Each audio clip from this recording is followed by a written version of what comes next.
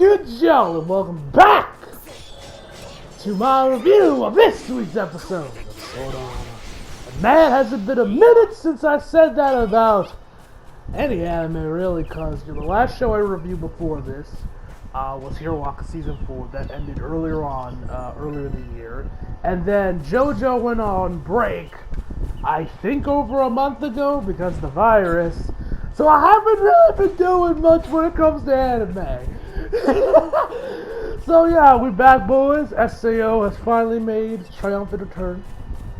And also, by the way, guys, if you guys hear anything else besides my voice, I legit have two fans running. Two fans running right now because it's so bloody hot right now, legit. But anyway, guys, overall, this episode was fan-fucking-tastic. I did have one problem, and y'all know how I've been saying, I swear to God, Rick, if you do another goddamn race, we gonna have problems. Well, I guess Ricky felt like siding me with this episode. Not really, to be fair, but I was watching being like, come on, bro. Come on, bro. You've been doing so good. Come on, bro. Come on, man. I might title that, that's my book for that, that's when I title this review. Come on, Ricky, you've been doing... Come on, Reki. Come on, Reki. Or like, you were doing so good, Reki. Something like that. I don't know. When you guys was upload, you guys will find out. But anyway, and to be fair, he did make up for it, and the way it ended off was pretty good. I was like, but yeah, we'll get to that scene. We'll get to that. We'll get to fucking Sugu when we get there, man. The rest of the episode was fucking fire and Asuna. Bruh! Oh, we gonna be talking about Asuna here, ladies and gentlemen. So anyway, enough me rambling. Let us just jump right into this review.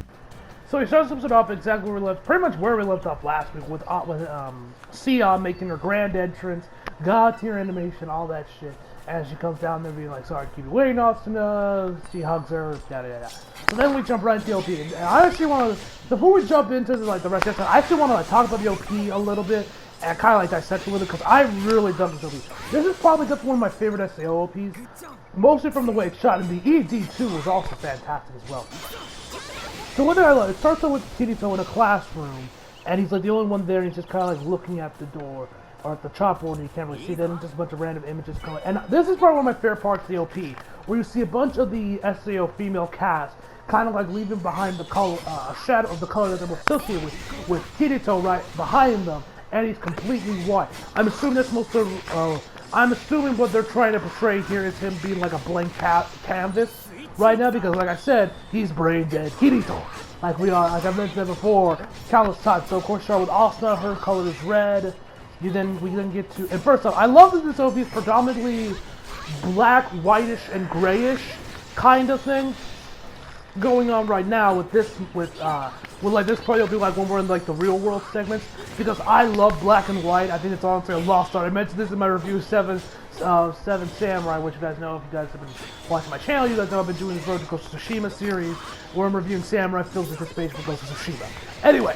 And I mentioned there that I think black and white's honestly a lost art, which it honestly is. But anyway, I'm rambling. So, we then get to, and so they pretty much just keep it to one black and white, but maybe like the one color that character is associated with being the only predominant color that looks fucking beautiful. So then we get Sugu, her color is green, and then we got Sion, hers is blue, and then you got Alice, which is kind of like a yellowish, and then we just got Kirito, completely white, brain dead Kirito, before we then drop into like a bunch of shots of all the previous arcs. We got fucking Aincrad, Alpine, GGO, and said before heads into the Underworld, and we see a bunch of the other SAO characters like Klein, Agil, and the rest of the guys, Liz. So we also got some some eye shots of like Kirito with like Asuna in there. So, like, this OP overall is just stunning to look at. And then we see Kirito fall into this water, and then he like just kind of like, and we just see a bunch of stuff. Then we see a pic, which this is probably my favorite part of the OP. We see Yujo standing above the water. He's holding, I'm assuming, a fluck light or whatever the fuck those cubes are called. It's been a minute because it's been a minute. So And then like it drops and the water starts to glow, and then Kirito like instantly transforms into his Ironclad version, and bruh, it looks fucking epic, man. I'm looking at it right now as I'm speaking, right? And ooh, then we just get that god tier animation of the girls just slicing shit, which looks amazing, especially when we see Asuna. Whoa! Ooh, they do not skimp on best girl. Then we got Kirito with his 2 swords, and I'm assuming this is gonna be fucking Gabriel's final form. Kirito goes on with this dual wielding, ready to Starburst stream this motherfucker. Anyway, before it then goes into the title, SAO Alicization War of Underworld, and then it ends with. And I thought this was a nice little shot. It ends with the nerve gear. I thought that was a nice little callback to where this all began. So that was cool. So anyway, after we get through all that, we then head over back to where with Asuna, guys. They're kind of talking, and and it looks like and I'm looking at the picture right now. It looks like they're like in front of some building. It looks like Kirito and I think Asuna and Yujo's swords all crossing together. I can't really tell, but either way it looks cool. So anyway, Alice gets into so they get back to like where the fucking carriages are and everything, and so Sion says that, you know, Hayes, do you know everything go? I saw when I was up there, there's like this little, if you go like west or whatever, there's like this little canyon or whatever that we can attack from, and we probably won't get surrounded from. And then she also asks, you know, where is Kirito in this unit? Because she wants to see him, of course she does. And Asuna is like, oh, you don't need this to form, and yes, she is. So she goes over there, and Sion all as well, we find out is also rocking a god account like Asuna, because Ronnie and Tisei are like, oh, it's Solace, I believe is what the god's name is. And Sion's like, no, I'm like, Asuna, I'm from the real world, this, that, and the third. This scene I found hilarious. I found it hilarious, but at the same I'll talk about that in a second, but I found this absolutely hilarious because so you got Tisei, I believe Tisei's the one with the red hair, right? And Ronnie's the one with the black hair. I don't know. I keep getting their names switched up, so forgive me if I'm getting their names, so forgive me. Anyway, Tisei's like, I see. And then you see Ronnie, she's like, they're all female. I laughed so hard because at that point you know Ronnie, you all know that Ronnie knows she ain't got no chance with Kirito. I just found that kind of humorous. And she's like looking down, she's like, they're all women. I just found that really funny. I don't know about y'all. I did record a reaction to this episode, which I will be dropping later after I get this review up. Anyway, so then Sion sees brain dead Kirito. She of course is shocked. She starts kind of like her tears start welling up a bit, and she goes to hug him. And then she's like, even though your soul was badly damaged, there are so many of us that know your soul, know your soul so well. Like, don't you feel it? You know, that's you inside of me. I think she said, what was it, mischievous, stubborn, naive. I think she also said something else that I'm forgetting on.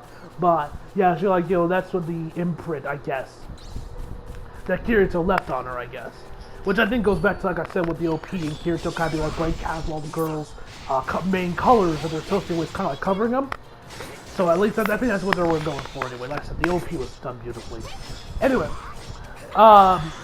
so yeah, she like goes in and at first I legit thought she was about to kiss Kirito. I was like, whoa, hold on there, girl. Asuna's right there, but then she just kisses him on the cheek. Kirito like twitches a little bit, and they're off. And before we head over back to where before we head over towards Sugu gets her introduction, we see Sion mentioned that she's like, okay, I'm gonna go fly up and and get a lay of the land. And then also it's like, wait just there a damn minute. You can fly? She's like, yeah, I can fly. Well, what the hell are you doing here? Don't go looking for us. Go look, save Alice. She also didn't say like that, but she tells her to go find Alice, and she can fly because she's been captured by Gabriel. Which, Gabriel. Man. I can't wait to talk about Gabriel at the end of the episode, man. That was fucking fire. So then, and apologies, you guys hear like wind blowing right there on the mic. Like I said, I got 2 fans running. So we then after that we then head right over to where Sue gets introduced. We actually see that pig guy from before. He's got like digging up the dirt. He like finds I'm assuming his wife's earrings. She finds him over here. We get like a quick flashback back to then, and then next thing we know, Sugu comes falling from the sky, and the dude just barely manages to dodge her. So anyway, after she falls down, they kind of look at each other. Sugu's like kind of like looks at him, kind of they're like looking at each other, not gonna lie. The look Sugu gave him, which is like kind of looking at him, kind of confused. I won't lie, it was kind of cute, kind of stuff. I mean, you guys know me, I'm Asuna all day, every day, but I do enjoy some Sugu here and there, ladies and gentlemen. anyway, so so after that, they kind of like introduce each other. He asked her if she's human, if Limpig, the pig, is like human, and they're like, me, human? Don't be ridiculous, I'm an orc. And, and they just gotta shoot the shit a little bit. And she actually also it's like, oh hi, I believe, what's her name, Olympia. She offers a handshake to him, and he just kind of looks at her like, the fuck is this? He's like, the fuck is this? So anyway, he eventually tells her, like, oh, I am taking you to my leader. I'm taking you to the Emperor. She's like, oh, is it Vexa? Of course, Gabriel. He says yes, and he's like, okay, take me. She like legit just offers herself to him. So, and then after that, she then ties him up, and this is when the episode kind of went downhill for me. Now, to be fair, Reki did bring it back, and he did, and how it ended up was pretty cool. I'm not gonna lie, but I swear, like, I've mentioned this before, how good Reki has been, minus that one little hiccup where we had the other fucking rape scene after around the midpoint of the first Alicization series. Now, to be fair, like I mentioned in my review, it was done the best out of the three, but he's been used but he's abused it so much I just don't give a shit anymore. I'm just like, bro, come on, why are you still using this? And I mentioned, like, I'm like, I swear to God, man, you better not do it again. And this technically wasn't it. I don't even know if this would even count as fan service. I mean, I guess it kind of was, but I don't know. This was just weird, and it's weird because I was saying, like, I was hoping, because I was, after watching this episode, at least the first half of it, I was thinking that SAO might be reverting back to its old ways. Now, like I said, I've loved SAO since the beginning. I love Season 1, I love Season 2. I love the GTO arc, I love everything to do with SAO. But I've also been one of the more critical fans out there. Like, I've said this multiple times. I have called out Reki multiple times on his bullshit throughout my reviews. You guys can go look at my episodes, and whenever I see something I don't like, I call him out on it. When I see him overusing rape, I call him out on that one more so. And it's weird. It's almost like with the original cast kind of coming back, it's almost like they brought the show's original baggage with them.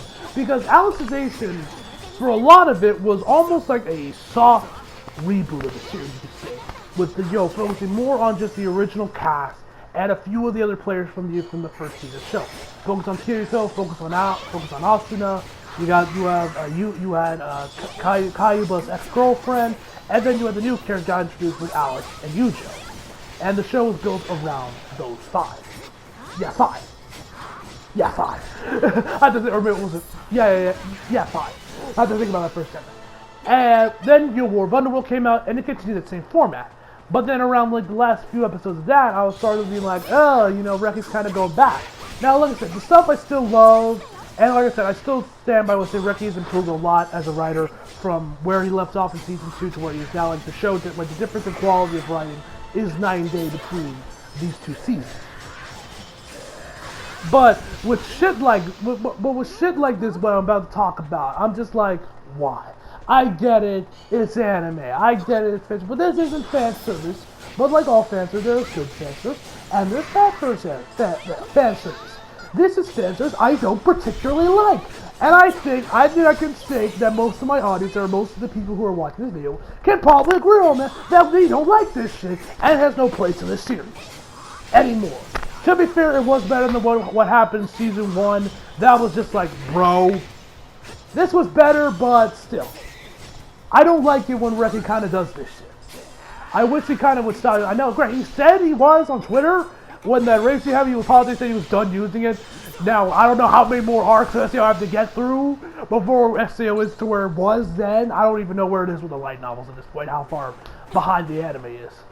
But yeah, so anyway, so eventually they walk around, and then this black smoke comes around them.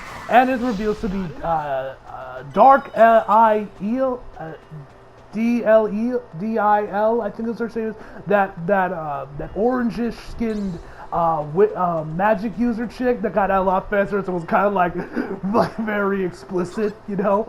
The one that had some really nice fan service scenes that I posted on Twitter back when War of Underworld started airing. Yeah, she, like, the woman somehow survived, so she's predominantly like this, like, oily, purplish kind of creature.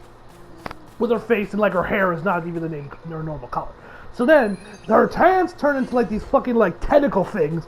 And, of course, they start wrapping around Sugu. The camera's all close now. To be fair, it wasn't so bad, but...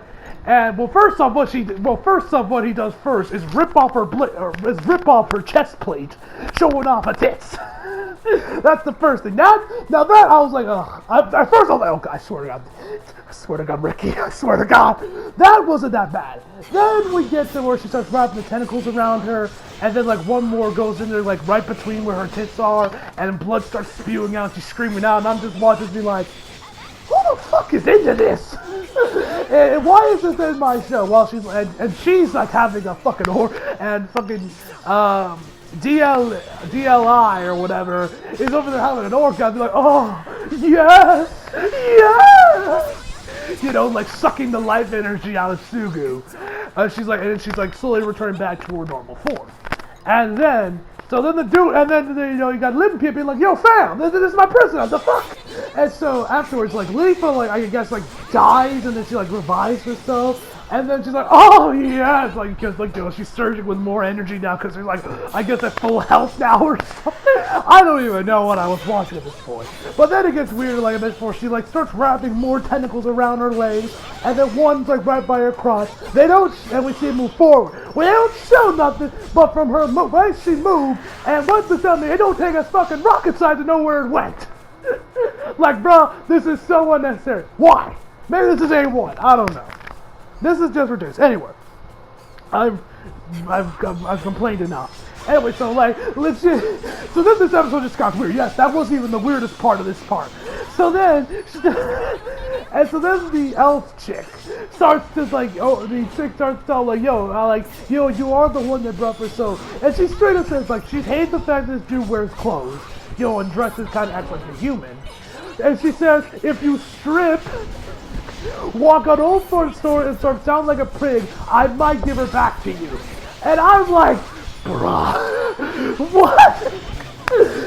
And the man legit starts to like consider, his eyes start to go on with like the system error thing, and then he starts like undress. Lifa tells him, don't worry, don't do it, I'm fine, whatever.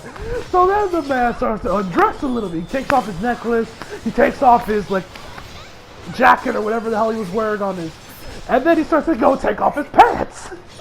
And then the man afterwards, like, his eyes starts like get up in blood as he sees Sugu just like, screaming and everything. And then the man grabs his sword, and then she's like, doesn't really cut her much, but he does manage to like cut her leg a little bit, like give her a scratch. And his eye explodes, of course. So he falls down onto the plant, which is like what happened right when Sugu like revived herself or whatever. And so Dean-Il is like, what? How dare you scratch me? So then she takes like the heel of her heels and just starts getting it right in between his face. It looks very painful. And she's going on about how I'll feed you to the pig, I'll feed you to the boars and everything. Sugu comes out of nowhere, her arms just start, she turns her arms into like these like claw things, like that one X-Men villain. So she's going to kill him, and then her arms just get like sliced off. This is when Ricky started to make up for it. I'm like, okay, this kind of makes do on it. This kind of makes do on what you made just that. So, and then we see it's Sugu behind her. The lighting and everything look fucking amazing. I might use that as a thumbnail too. And she's like, what? A human killing a human to save a pig? What? And she says, no, I'm killing evil to save a human, So then she just slices her in half with like this attack she does. Blood, of course, goes everywhere. Very nice, very nice. So then we head over back to Asuna. She's now in this like canyon area where the fight with them happens for the rest of the episode. And that animation, bro. Ooh. So then I believe we're in the eastern ruins where they're about to go in there onto like this little area to take out the soldiers. Asuna comes out and then she tells Ronnie and T-Say to look for Kirito. They're like, yeah, we'll do it. Yada yada yada. Zelda tells them, we'll do it even if it costs our life. Asuna tells them, don't worry, we won't let him get that close. Yeah, usual shit. So then we get to it. Animation God tier, ladies and gentlemen. And Asuna. Ooh. First off, she pulls out her sword, has this very determined look on her face. I'm not gonna lie, that shit was fucking hot. And then she be slicing and dicing motherfuckers, and you know what? I'ma just give y'all an accurate reenactment of my reaction to also just slicing and dicing motherfuckers. Oh yeah, that's it. Oh god. Oh, oh yeah. Yeah. Yeah.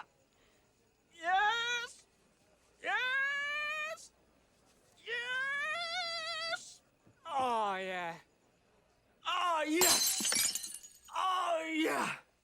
Yes. Yes. Yes. Yes. Yes. Yes. Yes. Yes. Yes. Yes. Yes. Yes.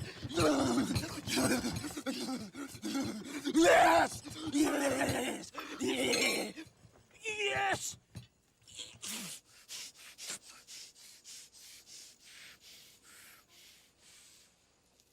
Oh god. Whew, gosh. Yeah, I know I have a problem.